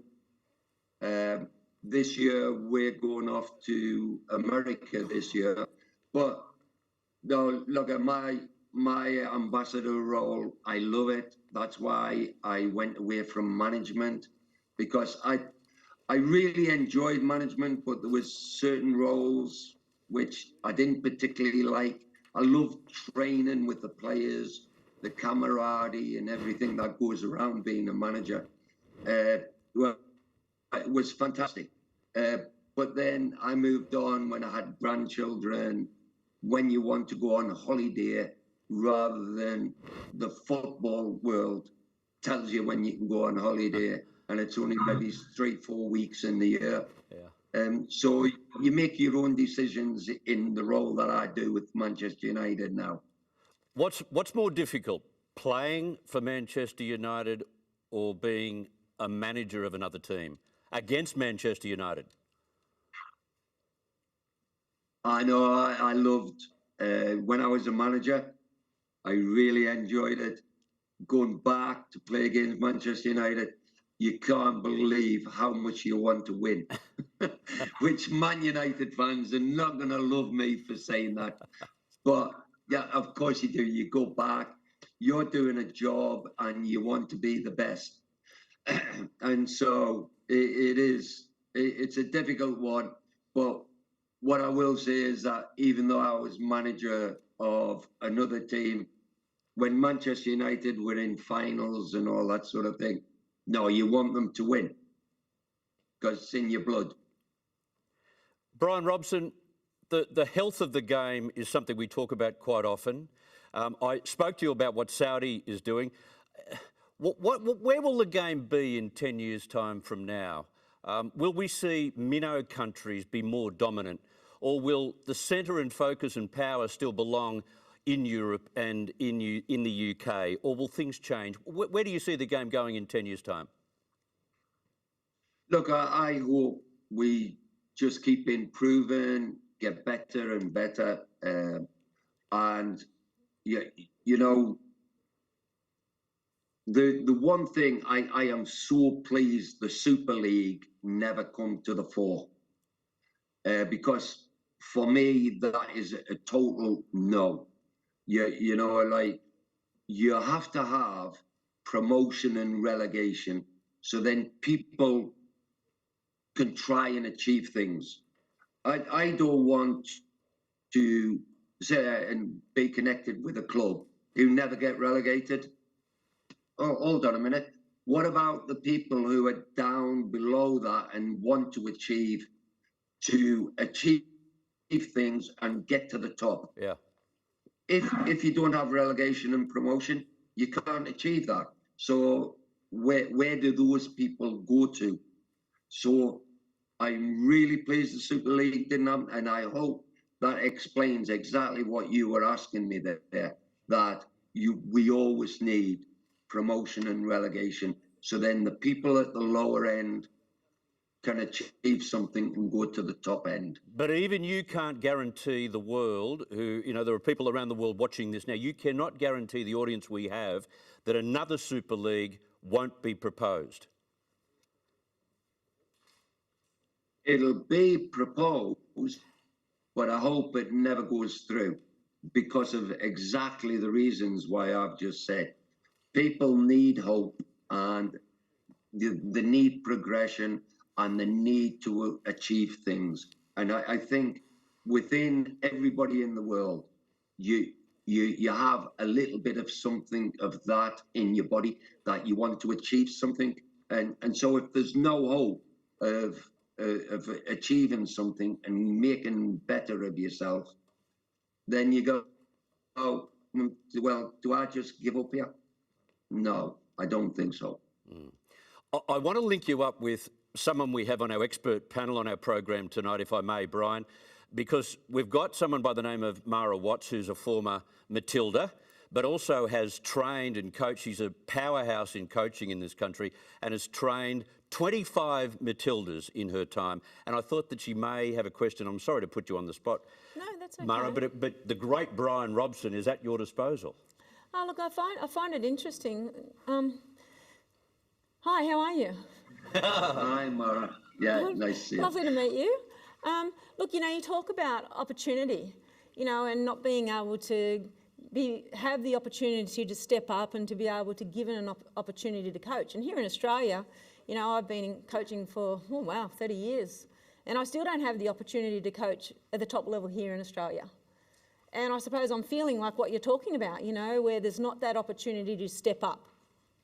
So, you know, how do, you know, females in the game have those opportunities? What do we have to do, you know, on a global scale to give women the opportunity to be coaching? You know, like I was listening to a friend of mine the other day, and they were saying, oh, you know, I was at a coaching course to do the A licence.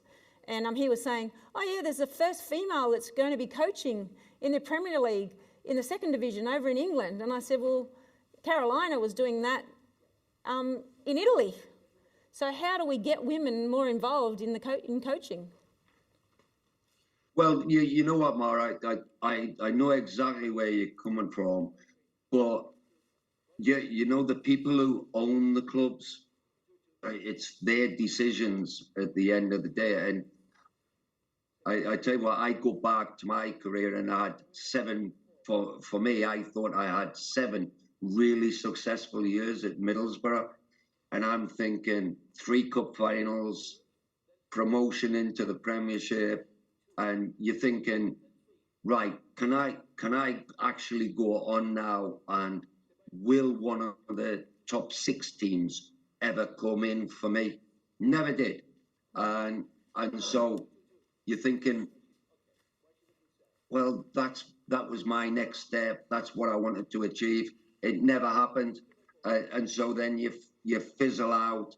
Now it's whether you want to fizzle out because of circumstances with family and your lifestyle, or if you have that real passion, you've just got to keep trying and hope that an owner somewhere will go, look, I've seen their record's good. They're so passionate about what they want to achieve and what they want to do. And now, do they give you the opportunity? But I still say it is them owners who are going to do it, because, yeah, you know, I did the pro license, the A license, all those sort of things. I had to go through the process of doing all that, and you achieve everything. My biggest regret ever in my career, I got offered the England job when Terry Venables stepped down. And I said no, because I'd only had 2 years of experience in management. And I went, no, it is the biggest, worst decision I ever made. Instead, can you give me sort of the weekend to think about it and I'll come back to you? I said no, right at that What were moment. you thinking? What were you thinking? You should have been Well, there you dancing. The pressure, see? You go and play for your own country, but you know, wow. Amazing. Yeah, Amazing. I know it is. I still look back and I go, why did you do that? Yeah, why did you do that? I don't know. If someone said to me, give me the Matilda's job, I'd say, yes, thank you very much. I'll take that happily. There you go. I won't be taking the weekend to think about it, honey. Now, listen, Brian, I think it's fair to say the ladies probably won't say this to you. They might be a little bit too embarrassed, but you're still a good-looking rooster. I just wonder, how are you keeping fit? Mara has been a PE teacher for 35 years as well. We're kind of wondering, how do you keep fit? How do you keep so healthy? No, well, yeah, you know, for me, as probably a lot of people here, I do like a few beers. So I'm okay at having a few beers, but to be fair, I've never ever took drugs. I've never ever smoked. I eat healthy because football sort of educated me on what you eat and everything. So, and then I still exercise because from when I was a kid, yeah, you know, like from 4-year-old, and then you can start remembering. I always exercised, and so I still exercise now to try and keep myself fit. It's a lesson for older people too, isn't it? You know, if you want to stay on this planet, there is a way to do that, and you've got to listen to the people who are telling you to do it. I definitely look at. I've had loads of injuries throughout my life, and all that, and you always listen to the doctors and all that because it's incredible what they can do in today's world. And so you have to listen to people like that. And if they're advising you, then you've got to take that on board. I just want to pass one message on to you, Brian, because we spoke with Peter Reid before we got you up on the stream. I don't know why you're smiling, Brian. but because I'm a little bit concerned about what's going to come next when it's ready. Oh, yeah. Well, he did say that you were basically a lousy player and that he was better than you. So what have you got to say about that? All I can say is everybody watch the video of Argentina beating England. And I dislocated my shoulder and really went in the team for me. And when Maradona went past him, well, I'm not even sure. He could have went past him 5 times. Yes, he didn't say you were a lousy player. I only made that up. Sorry. Honestly, he always asked me, would you have took him down? And I went, twice. 5 times. That's a great story. Brian Robson, I can only thank you for having the time for us on this eve of our Women's World Cup. It's so important for us. And who do you think will win, seeing that you've been watching so closely? Who do you think will win this Women's World Cup? I wouldn't write Australia off because in your own country, but I think the USA will be really difficult to beat. The USA, previous winners. Yeah, they've been there, done it, but they have got some very good players in the team. Okay. Brian Robson, OBE, and all the other credits that you deserve. Thank you so much for being on the ball live. Thank you very much. It's great to chat to everybody. Thanks very much. Brian Robson, ladies and gentlemen. Wow. We learnt a lot in a very short space of time from a fellow who was described during his playing years as someone who didn't have confidence. He didn't care too much about what they wrote, obviously, when he was playing. And I could just imagine in a side made up of Brian Robson and Peter Reid, what great fun they would have had during those periods, even against the great Maradona and against Argentina at the same time. I want to turn to my panel, if I can. Kim Coates, I want to talk to you about Brian Robson quickly, because, you know, you were from an era that saw a little bit of Brian Robson. Yes. Legend is an understatement, is it what? Definitely is, definitely is. And I remember the game, watching the game too in the World Cup with Maradona, and thinking, yeah, why aren't you taking him out, guys? Come on, guys, take him out. No, but those players of that era, the heroes that I grew up with. Admittedly, I didn't have female football players as my heroes because there wasn't that many around. But the guys, the Manchester United, the Liverpool guys, yeah, they are all my heroes, and especially Pelé. Like most football players, Pelé was the king of football. Yeah.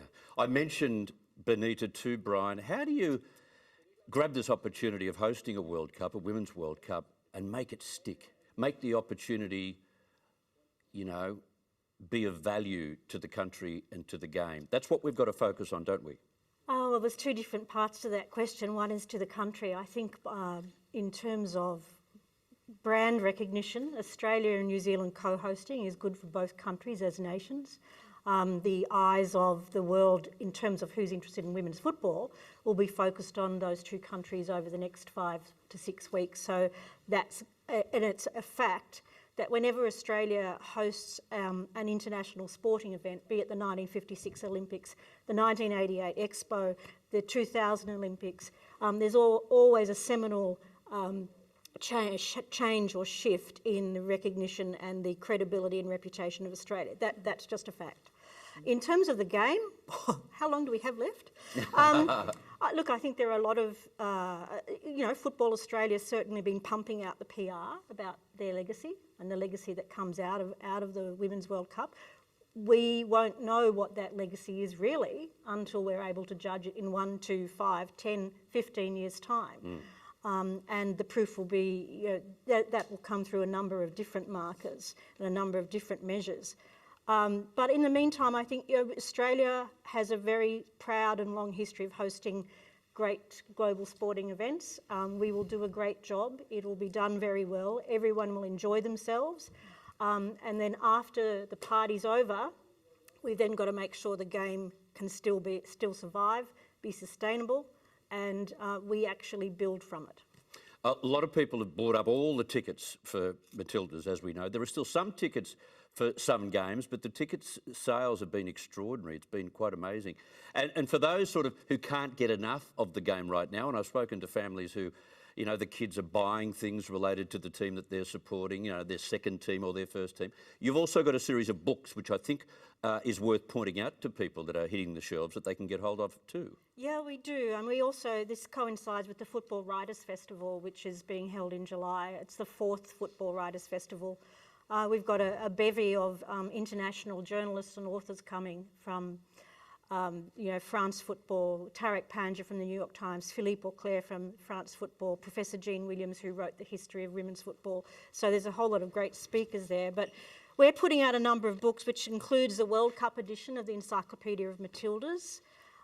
It includes Green and Golden Boots with Sam Kerr on the front about Australia's overseas domestic Golden Boot winners. Mark Viduka's on the back. We have Get Your Tits Out for the Lads, which I mentioned earlier. This one, Hear Us Roar, of which this is a global competition, and gets back to an issue we discussed earlier about development of the women's game. We ran a global competition for young emerging writers to get published, because they don't often have an opportunity to be published. We had an international judging panel. We got, out of the hundreds of entries, we put 17 into this anthology, and they come from places such as Cameroon, Kenya, Congo, Brazil, Argentina, England, Germany, USA, so all over the world, 11 countries, and 4 of them are coming to the Football Writers' Festival, which I'm really delighted about.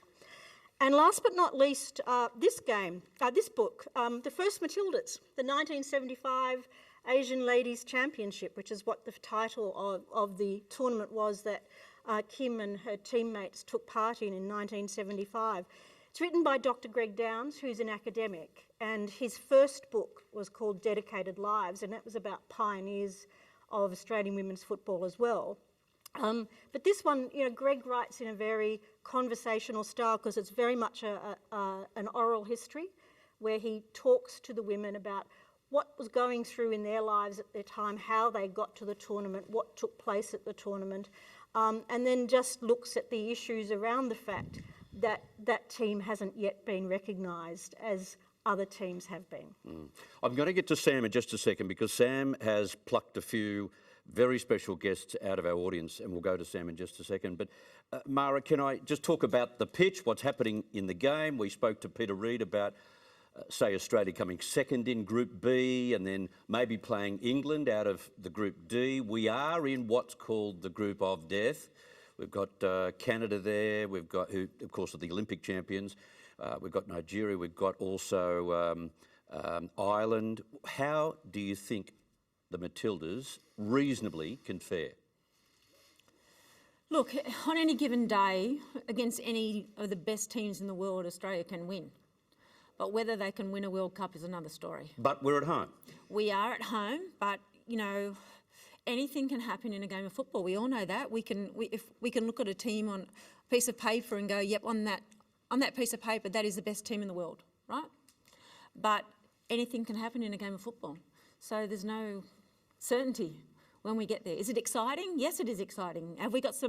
We have supposedly Sam Kerr, who is one of the best players in the world at the moment. But it's like when we look at England at the moment, 5 weeks ago they lost 3 of their best players with ACL injuries. A lot of countries are struggling because, there's teams that are not certain that they're coming because their team's going, we're having a pay dispute because we're not getting paid enough. So there's a lot of things happening in the world game at the moment. And so there is no certainty. Is it exciting? Yes. Do we want to support our Matildas? Yes, we certainly do. But how's the ball going to bounce? We never know. Kim, how much is a home game worth to us in this competition? From a player's perspective, a home game is always worth a lot. To get the crowd behind you, to get that extra support to lift you, to help lift you with your game, it's very important. But as Moira said, really, and I think as Peter said, it's the better team on the day. You can have the best team on a piece of paper, but it's on the day. Whether it all comes together for you on the day, whether the ball bounces the right way for you on the day, whether the crowd lifts you up enough on that day. So, yeah, the home ground is an advantage, but there's some other things there that really need to go our way. All right, I'm going to get predictions out of all 3 of you, but Benita, you will have something more to say. I wanted to add I don't believe that our group is a group of death. And I think if we see it that way, it's just entirely wrong. Yeah. Canada, sure, they won the Olympic tournament, but they are one of the teams having a dispute over whether they'll even come here because of pay issues which have been going on for some time. They've also been through, over the past few years, a terrible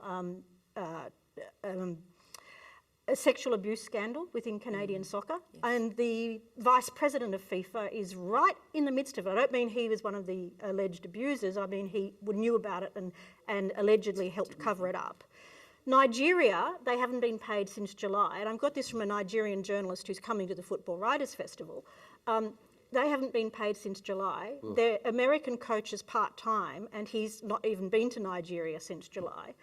And then you've got Ireland, and it's the first time they've made the World Cup. So they're debutantes. So to call that a group of death, I think is overreach. Okay. And we should do very well in our group stage, get through it, and we won't come second, we'll come first in our group, and we should make it all the way to the final. Oh, you've made us feel all very comfortable after all of that. How good is that? That's a great feeling. I do want to go straight to Sam now, if I may, because Sam's got a couple of people. We want to go back a little bit and get back to where we're at in terms of a tribute to Rale Rasic. You've got 2 people who I'm sure will be interested to hear from. 2 legends, Gary Ward and Ken Wilson, both played under Rale Rasic. I just want to find out, what was your favourite story of Rale? Well, Rale had massive belief. I mean, I came from West Adelaide, Hellas, with Charlie Ankos, and it was pretty much a new team. But he had this chart in the changing rooms, and before the first game of the season, he said, "Okay, this is how many points we need to win the league, and we're just going to tick it down and tick it off until such time as we can't be beaten." So it was first past the post in '87, and we had a strong squad. And we went the first 23 games of the season unbeaten. And I think that was a legend, and that was the record until Ange was at Brisbane. So for me, with Rale, it's just to have him there on the bench, and you're playing the game, and occasionally you look at the bench, and he's there and he's focused on it. And we just felt that we were unbeatable, if you know what I mean. So. We were a great squad, but we had the best manager. So yeah, there's just that chart. So we couldn't wait to get into the training on Monday and Tuesday and go, how are we going on that chart? So psychologically, he had us thinking we're going to be invincible, and in '87 we were, and we were champions of the country. And Gary, was he an innovator? Well, very much so. I mean, when it comes to talking about the game, I mean. The psychology of, let's say, for instance, I'll give you one example. We played Sydney Olympic at Lambert Park I got the winner in that game. The very next week, we're playing against Marconi in the Italian derby. I was at Apia, at Bosley Park, and it was sold out. And I'm on the bench. And I'm thinking, well, hang on a minute, I got the winner last week. What am I doing on the bench? But he unleashed me at the right sort of time, and I went on and got the winner. Do you know what I mean? So it was, whether it's called playing with your mind or not, or just making me feel so hungry I couldn't wait to get on the park, if you know what I mean. So there was never a normal with rally. It was always what's next. So yeah, it was a great time, and I'm gonna miss him a lot. I think you also would have trusted his decision, you know, because he had that respect already from you. Well, that decision to put me on the bench the next week, I didn't like at all, Yeah. I've got to say. But you would have understood later, wouldn't you, after that? No, not really. No.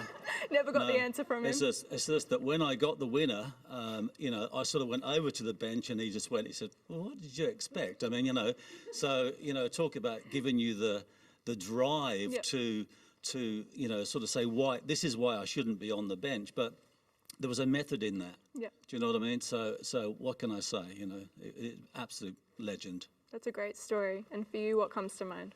Oh, I was very fortunate. Raleigh selected me for New South Wales to play against Dinamo Zagreb, and that was the start of a relationship that went through till he passed away. He was a dear friend, him and Deborah.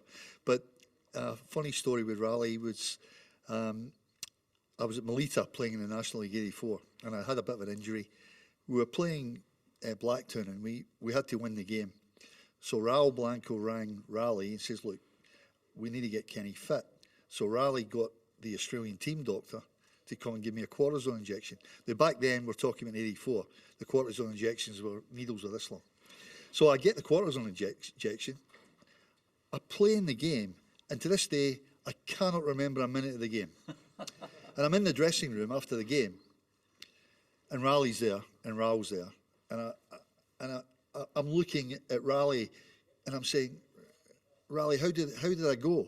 And he looked at me with that look, and he just said, waste of an injection. and that sums him up. His sense of humour was amazing, and as I say, you know, since that period, he's been a lifetime friend. I'll miss him very, very, very much. Kenny Wilson, thank you very much for all of that. I have one small story I need to tell people about Raleigh. I lived in Fairfield when Raleigh coached Marconi, and there was a sports store. And because he'd moved to Fairfield to coach Marconi, he opened the store with Ray Richards. So it was called the 4R Sports World store.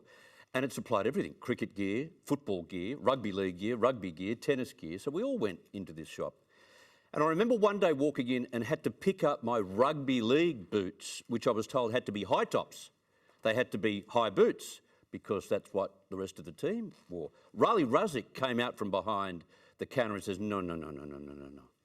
He said, don't worry about that. I said, but my coach said this will protect my ankle from getting broken when it hits a tuft of grass. He says, rubbish, he said, that's not right.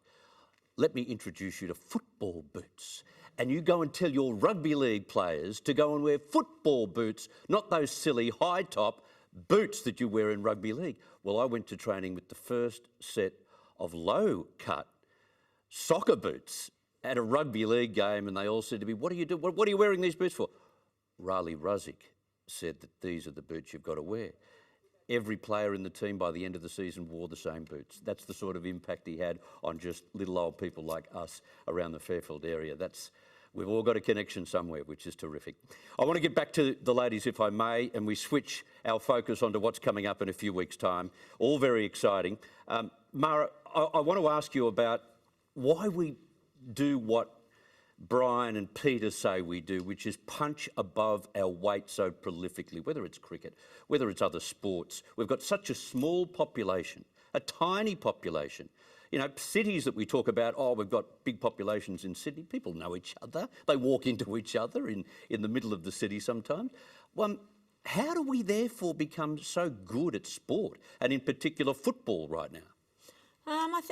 You know, we talked about, Benita was talking about it earlier, about who we're coming up against. And I think here in Australia, and when I look at over my time in coaching, It's the players who they've got to fight for what they've got. Yeah. So when they get there, they're still fighting because they want to be at their best because they've worked so hard to get to where they've got to. So they've got that never die attitude that they always just want to keep fighting because,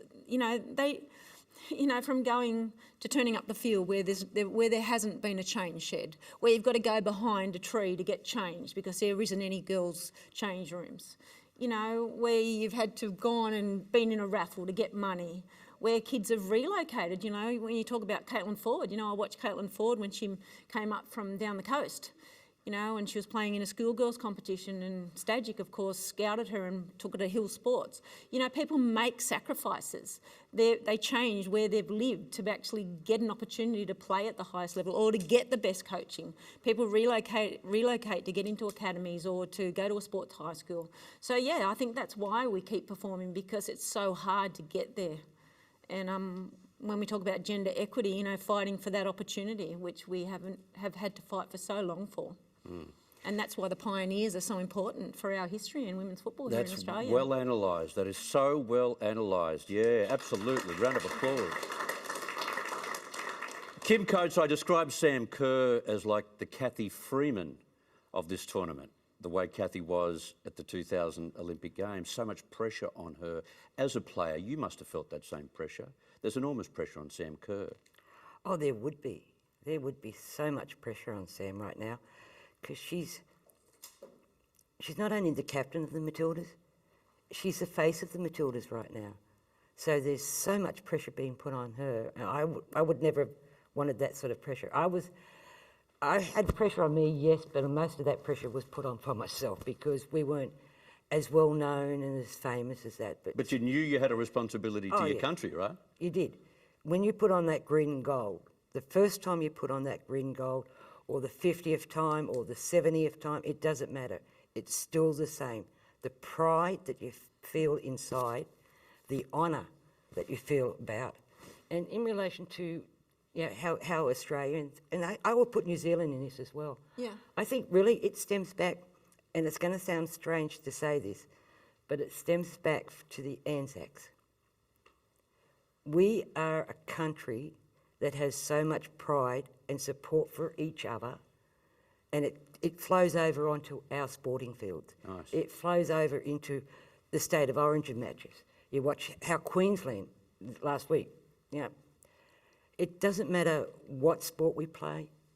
It doesn't matter whether we're male or female. It's the pride that we have in being Australian and the honour that we have thinking about, hey, I'm doing this for my country. I'm doing this for every other girl that wants to play football. It's not just for me, it's for everybody. Nicely said, nicely said. Love it. That has been an enduring theme, an enduring spirit in this country since that time. Benita, two quick questions. Who'll win? And very quickly, what have we got to do? We've got to grasp this opportunity, right? And people need to not let it pass, they need to grasp it. I think you asked me that question before. Who's going to win? Germany. Germany. Yep. Right. I don't think the US will. Sorry. Why not Australia? I think we'll make the final, but I'm not sure that we'll make. But I don't think the US will. They've got something like, of their 23-person squad, they've got 12 or 13 youngsters who are just making their debut. So it'll be a big ask for that team. And as people, I mean grasping it. We need to go to the games, pick up the last tickets and enjoy it, whether it's the USA versus Netherlands, for instance, go. I mean, it's a party, isn't it? Yes, it's a big party. It's a circus in town. Yeah. If the circus is in town, you may as well go to it and enjoy it. Exactly. I love it. I want to thank Kim Coates, Benita Mercedes, Mara Watts. Thank you very much for coming here. And round of applause. Sam Newman, thank you very much as co-host. Thank you for being here and all the very best to you. And your brother Matt. Good luck with MacArthur. And to our other guests. And once again, thank you, Deborah, for being here tonight. I can only say one quick thing. Harry Michaels is our skipper presenting tonight, and he has had a lot to do in other productions with the likes of Les Murray and the late Johnny Warren. And I think in many ways, Johnny and Les and Rale were here in spirit tonight, and I mean that seriously. They were certainly in all our minds because we expect them to be part of a presentation like that. And in many ways, I think we've done them justice, talking about the state of the game and where the game is heading. I'd like to thank Harry and his team, and thank you very much for being part of this broadcast.